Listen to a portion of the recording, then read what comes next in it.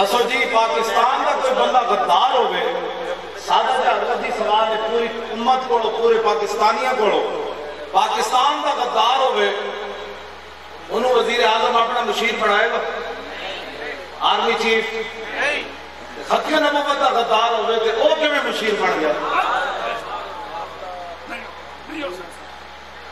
بندے بن جاؤ بندے، ہاں وہ تواڈے نال چو چو کرن والے بندے ہن گئے، ہن اسی رکھیے گردنا حضور واسطے۔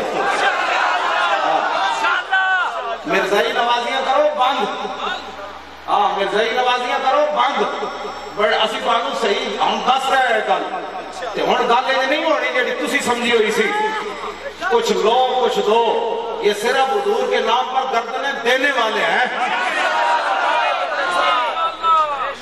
اپنے پیو دے غدار نال لوگ یاری نہیں رکھتے تے ختم نبوت دے غداراں نال کیویں یاری؟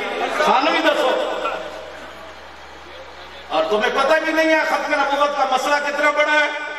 مجھے کباب کہتے ہیں کورس کراؤ، میں کہا جب کورس ختم نبوت کے ہونا حضور کہ پہلے ختم نبوت نہیں ہوں گے، وہ کتابوں پھر صرف لکھیاں جا سکتیاں کہ ایئر کنڈیشنر بہ کے ختم نبوت سے پہلا ایئر کنڈیشنر بہ کے نہیں ہوتا، وہ جنگ یمامت جا کے ہوتا۔ کتاباں لکھنا ختم نبوت سے پہلے نہیں ہوتے۔ ہاں بالکل میں تمہیں سچی بات جب صحابہ دیاں سنتا چھوڑیاں تو پھر مرزائی بدے چلے۔